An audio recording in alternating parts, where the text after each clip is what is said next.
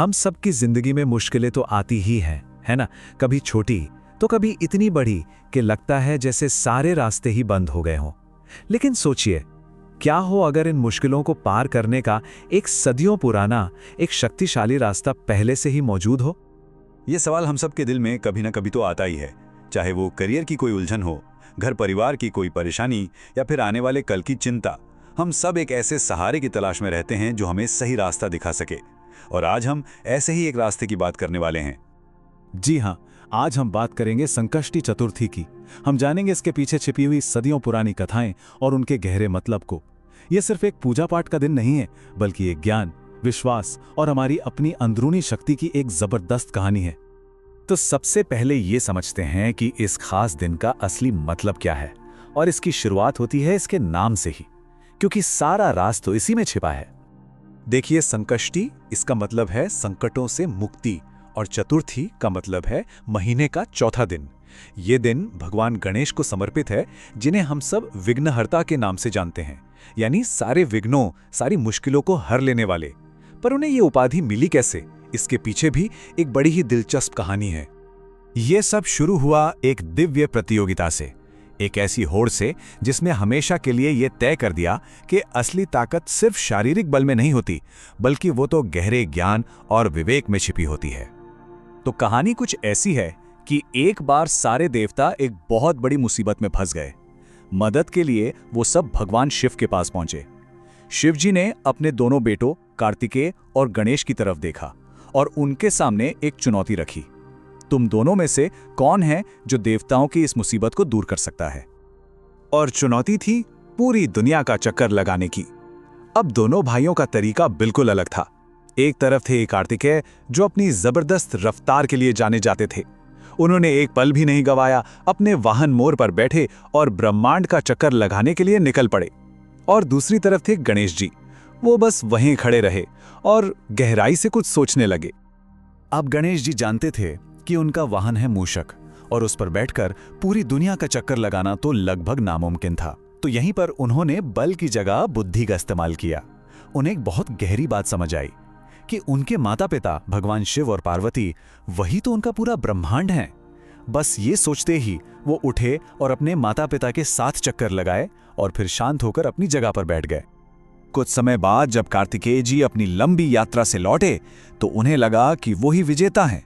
पर भगवान शिव ने जब गणेश जी से पूछा कि वो यात्रा पर क्यों नहीं गए, तो गणेश जी का जवाब बहुत ही सरल लेकिन गहरा था। उन्होंने कहा, माता पिता के चरणों में ही सारा संसार समाया हुआ है। उनके इस असाधारण ज्ञान से भगवान शिव इतने खुश हुए कि उन्होंने गणेश जी को ही देवताओं का संकट दूर करने का काम सौंपा, और साथ ही उन्हें प्रथम पूज्य होने का, यानी सबसे पहले पूजे जाने का आशीर्वाद भी दिया। तो गणेश जी की बुद्धि ने उन्हें देवताओं में सबसे बड़ा तो बना दिया, पर इस व्रत की शक्ति कितनी है, इसका असली प्रमाण तो तब मिला जब खुद भगवान कृष्ण को एक बहुत बड़े संकट में इसकी जरूरत पड़ी। हुआ ये कि एक बार भगवान कृष्ण के पोते अनिरुद्ध का अपहरण हो गया। इस घटना से पूरी द्वारका नगरी में शोक छा गया और खुद कृष्ण भी परेशान हो गए। तब उन्होंने समाधान के लिए ऋषि लोमश से सलाह मांगी और ऋषि ने उन्हें संकष्टी चतुर्थी का व्रत करने को कहा। लेकिन यहां एक बहुत बड़ा पेंच था। दुश्मन बाणासुर कोई मामूली राक्षस नहीं था, उसे तो खुद भगवान शिव का संरक्षण मिला हुआ था। अब सवाल यह था कि कृष्ण उस पर जीत कैसे हासिल करते जब दुश्मन का रक्षक स्वयं महादेव हो।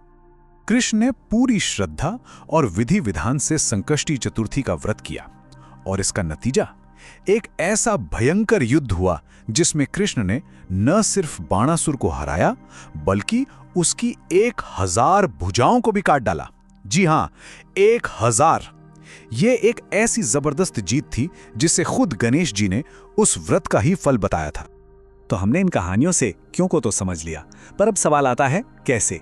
इस दिन को मनाने का सही तरीका और पूजा विधि क्या है? देखिए, इस दिन पूजा बहुत ही श्रद्धा और भक्ति के साथ की जाती है।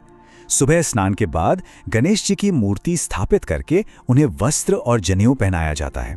फिर उन्हें वो चीजें चढ़ाई जाती हैं जो उन्हें बहुत पसंद हैं, जैसे दूर्वा घास और लड्डू का भोग। और हाँ, ये व्रत तब तक पूरा नहीं होता जब तक रात में चांद को देखकर उन्हें अर्घ्य न दिया जाए। इस दिन चौथ माता की कथा सुनना भी बहुत जरूरी माना जाता है। ये एक साहूकार की बहू की कहानी है जो अपने अटूट विश्वास और समझदारी से अपने पति को मौत के मुंह से वापस ले आती है। ये कहानी इस विश्वास को और पक्का करती है कि सच्ची श्रद्धा और बुद्धि किस्मत की लिखी को भी बदल सकती है। पूजा विधि के अलावा इस दिन का एक और बहुत शक्तिशाली पहलू है और वो है पवित्र शब्दों की शक्ति। वो स्तोत्र और मंत्र जो भक्त और भगवान के रिश्ते को और भी गहरा कर देते हैं। इस दिन गणेश स्तोत्र का पाठ करना बहुत ही फलदायी माना गया है, जिसमें उनके 12 स्वरूपों का वर्णन है। हर नाम उनके एक खास गुण को दिखाता है, जैसे वक्रतुंड यानी टेढ़ी सूंड वाले, एक दंत एक दांत वाले, विघ्न राजेंद्र यानी सभी बाधाओं के राजा, और भालचंद्र जिनके माथे पर चंद्रमा हो। कहते हैं कि इन नामों को याद करने भर से ही हर तरह का डर और मुश्किलें दूर हो जाती हैं। तो इन सारी कहानियों, इन पूजा विधियों और इन नामों से हमें आखिर क्या सीखने को मिलता है? चलिए इन सभी धागों को एक साथ जोड़कर इस दिन के सबसे गहरे संदेश को समझते हैं। संकष्टी चतुर्थी सिर्फ एक दिन का उपवास या पूजा नहीं है, ये असल में एक सालाना रिमाइंडर है, एक याद दिलाने का दिन है कि जिंदगी की बड़ी से बड़ी मुश्किल को सिर्फ ताकत से नहीं बल्कि बुद्धि, विवेक और अटूट विश्वास से पार किया जा सकता है। ये अपनी ही अंदरूनी शक्ति को पहचानने का दिन है। और इस दिन का सबसे बड़ा तोहफा क्या है?